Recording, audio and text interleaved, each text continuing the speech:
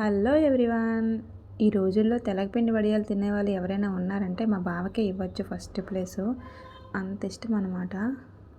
ఇంకా కార్తీకము 4-5 డేస్ ఉందనగానే వడియాలు ప్రిపేర్ అయితే చేసేసాను. ఫస్ట్ అయితే ముందు రోజు రాత్రి ఈ తెలగపిండిని బాగా నానబెట్టుకోవాలి. వాటర్ మొత్తం ములిగేంత వరకు వాటర్ వేసి నానబెట్టేసి ఈలోపు మనం ధనియాలు, జీలకర్ర, వాము వేపేసుకొని పొడి చేసి ఉంచుకోవాలన్నమాట. మొత్తం ఈ ముద్దంతా నానిపోయి మనకి ముక్కలేమి లేకుండా ఉంటే ఒక కాటన్ క్లాత్లో వడకట్టుకోవాలి. వాటర్ అంతా వచ్చేయాలన్నమాట. ఇది ఇందులో చుట్టేసి దానిపైన బరువు పెడితే మనకి వాటర్ అంతా వచ్చేస్తుంది.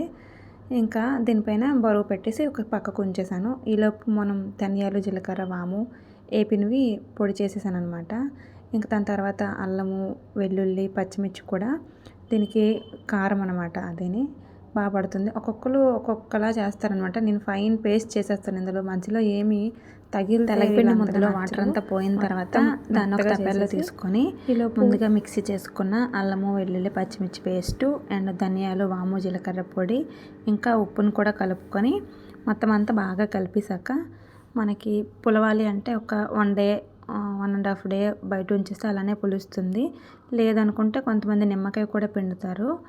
నార్మల్గానే పులిస్తే బాగుంటుందని చెప్పి అలాగే ఉంచేసాము. ఇంకా వడియాలు అయితే చుట్టేసి సగం ముద్దని వడియాలు చుట్టేసి ఆరబెట్టేసాము అనమాట. మిగతా పచ్చి ముద్దను కొంచెము అలానే ఇష్టంగా తింటారనమాట. ఫస్ట్ ఆ పచ్చి ముద్దను అయితే ఒక డొక్కులో వేసి ఫ్రిడ్జ్లో స్టోర్ చేస్తే వారం రోజులు ఎన్ని రోజులైనా ఉంటుంది. నా వీడియో మీకు నచ్చినట్టయితే లైక్ చేయండి, షేర్ చేయండి, సబ్స్క్రైబ్ చేయండి. Thank you for